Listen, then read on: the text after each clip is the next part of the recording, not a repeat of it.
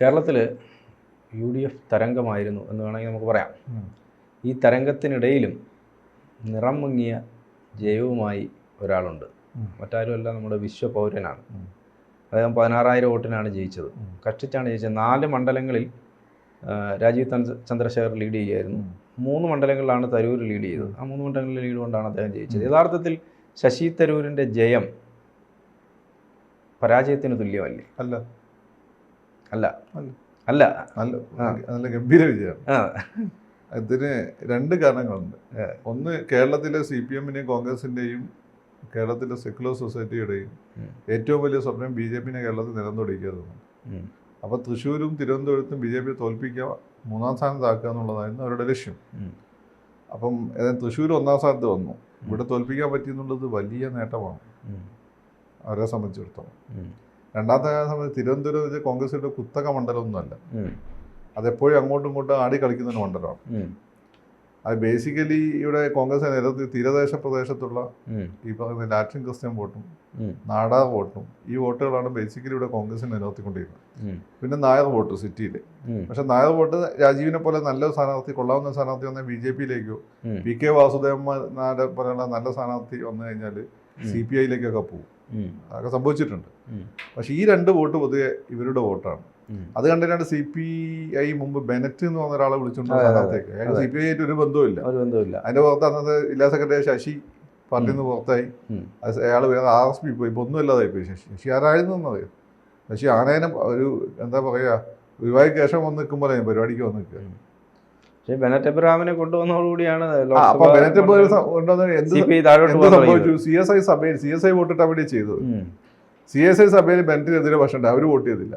മാത്രമല്ല ഈ സിറ്റിയിലുള്ള ബാക്കി എല്ലാവർക്കും ദേഷ്യം പിടിച്ചു. കാരണം CPI പോലുള്ള പാർട്ടി ഇങ്ങനെ പണി ചെയ്യില്ലല്ലോ. അപ്പോൾ അവരും തോൽപ്പിക്കാൻ തീരുമാനിച്ചു. അതോടുകൂടി ബെനറ്റിന്റെ കാര്യം തീരുമാനം. അതിനുശേഷം CPI ക്ലച്ച് പിടിച്ചിട്ടില്ല. ഇവിടെ പന്നിന്റെ വീന്നശേഷം ക്ലച്ച് പിടിച്ചിട്ടില്ല. അപ്പോൾ ശശി തരൂരിന്റെ ഒരു ഗുണം അങ്ങനെ തന്നെ. ശശി തരൂർ ആദ്യം വന്നപ്പോൾ വലിയ പ്രതീക്ഷ ഉണ്ടായിരുന്നു. പക്ഷെ പിന്നെ ശശി തരൂരിന് ഇത്തവണ വെച്ചു ബാക്കിയെല്ലാം കിട്ടിയ ദുർബലരായിരുന്നു. രാജേട്ടനാണെങ്കിൽ ശശി തരൂരിനെ പിടിക്കാൻ പറ്റിയ ഒരാളല്ല. പിന്നെ ഇനിയിപ്പോൾ അതെല്ലാം പോലെ രാജേട്ടൻ ചിലപ്പോൾ ജയിച്ചു പോകുമായിരുന്നു, മറ്റേ രാജഗോപാൽ. പക്ഷെ ആ സമയത്ത് എന്താണെന്ന് വെച്ചാൽ ഈ രീതിയിൽ തന്നെ കൺസോൾട്ടേഷൻ മുസ്ലിം വോട്ടുകൾ അതിൻ്റെ തൊട്ട് മുമ്പത്തെ വർഷം ഇലക്ഷനിൽ ശശി തരൂരിനെതിരായിരുന്നു മുസ്ലിങ്ങൾ. അത് ഇസ്രായേലിനെ സപ്പോർട്ട് ചെയ്തുകൊണ്ട്. അങ്ങേര് ഇപ്പോഴും ഇസ്രായേലിനാണ് സപ്പോർട്ട് ചെയ്യുന്നത്.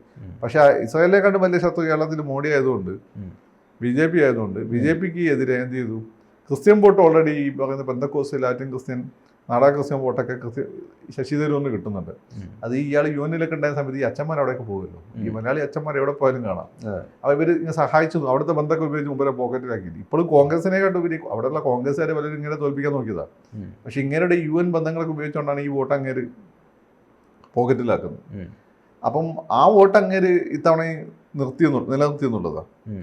പക്ഷേ പിന്നെ അവിടെ LDF-ന് ആ രീതിയിൽ ഒരു ഇമ്പാക്ട് ഉണ്ടാക്കാനും പറ്റിയില്ല. പക്ഷെ ഇത്തവണ LDF വോട്ട് പറിച്ചിട്ടില്ല, അത് സത്യമാണ്. മുമ്പ് ഇവരെ തോൽപ്പിക്കാൻ വേണ്ടി വോട്ട് വാങ്ങിയായിരുന്നു. അപ്പോൾ തിരുവനന്തപുരം പോലെ ഒരു മണ്ഡലത്തിൽ രാജീവ് ചന്ദ്രശേഖരനെ പോലെ മോഡിയുടെ വലങ്കൈയായ ഒരാളെ പിടിച്ചു കെട്ടാനായെന്നുണ്ട്. സുരേഷ് ഗോപിന് മുന്നിൽ തോറ്റുപോയെങ്കിലും ഇദ്ദേഹത്തിന് സെക്കുലറിസത്തിന് ചാമ്പ്യനായി ഇദ്ദേഹമാകും. ഇദ്ദേഹത്തിന് സെക്കുലർ എന്നൊക്കെ നമ്മൾ കണ്ടറിയേണ്ടതാണ്.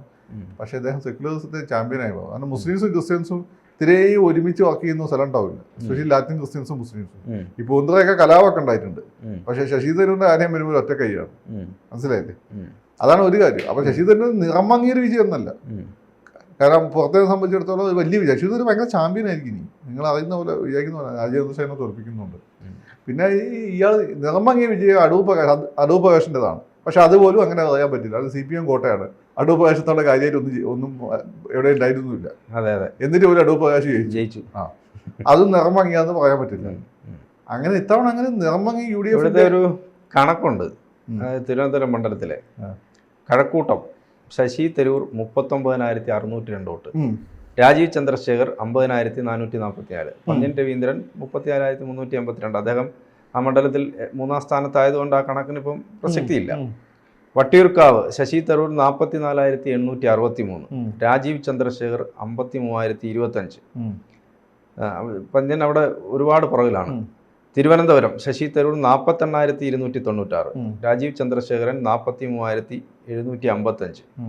നേമം ശശി തരൂർ 39,101, രാജീവ് ചന്ദ്രശേഖർ 61,227. അതായത് നേമത്താണ് അദ്ദേഹത്തിന് വലിയ തിരുവനന്തപുരത്ത് ഇതിലും കൂടുതൽ വോട്ട് കിട്ടണ്ടായിരുന്നു രാജീവിന്. അതെ. പാറശാല ശശി തരൂർ 59,026, രാജീവ് ചന്ദ്രശേഖർ 40,957. കോവളം ശശി തരൂർ 60,042, രാജീവ് ചന്ദ്രശേഖർ 47,376. നെയ്യാറ്റിങ്കര ശശി തരൂർ 58,749, രാജീവ് ചന്ദ്രശേഖർ 36,136.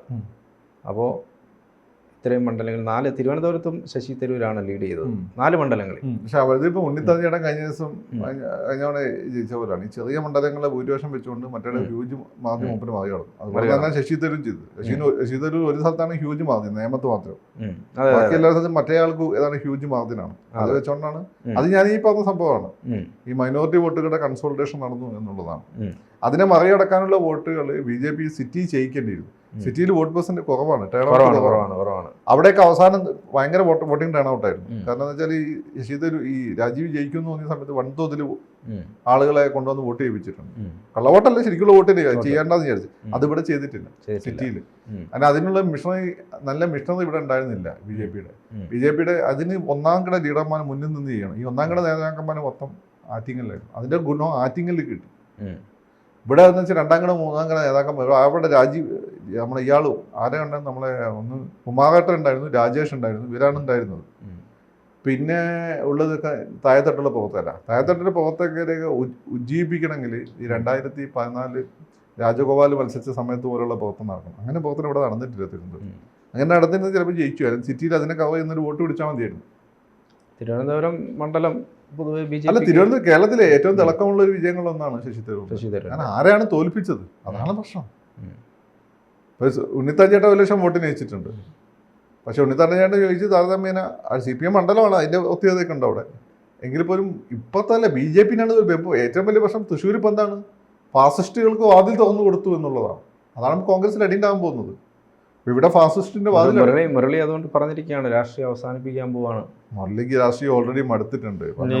കമ്മിറ്റിയിലൊന്നും പങ്കെടുക്കുന്നില്ല. ഞാൻ കേട്ട എന്തോ ഡീൽ ഉണ്ടായിരുന്നു എന്നാണ് ഉള്ളിൽ നിന്ന്, നമുക്ക് അറിയില്ല. അതായത് അദ്ദേഹം തോറ്റു കഴിഞ്ഞാലോ KPCC പ്രസിഡന്റ് ആക്കാൻ തന്നെ പറഞ്ഞ ഡീൽ ഉണ്ടായിരുന്നു. അതിപ്പോ ശരി ചെയ്യുമെന്ന് അറിയില്ല.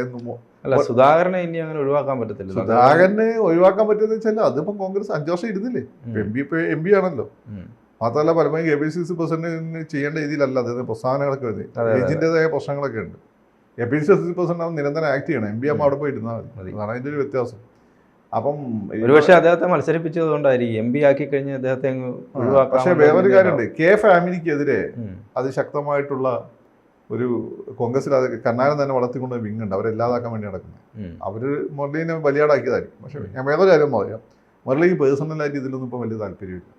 പാർട്ടിക്ക് വേണ്ടി ചെയ്യുന്നത്. പറഞ്ഞാൽ മുരളിയുടെ ആ നല്ല കാലഘട്ടം പണ്ട് ഡിക്ക് ഉണ്ടാക്കി പോയി പിന്നെ തിരിച്ചു വരാൻ, അതോടുകൂടി വട്ടിയൂർക്കാവ് ജയിച്ച് പിന്നെ മന്ത്രി ആയതുമില്ലല്ലോ. അതോടുകൂടി മുരളിക്ക് രാഷ്ട്രീയത്തിൽ താല്പര്യം നഷ്ടപ്പെട്ടത്. പിന്നെ അതുകൊണ്ടാണ് മൂപ്പര് പാർട്ടി പറയുന്നത് എല്ലാം പോയി നിൽക്കുന്നത്.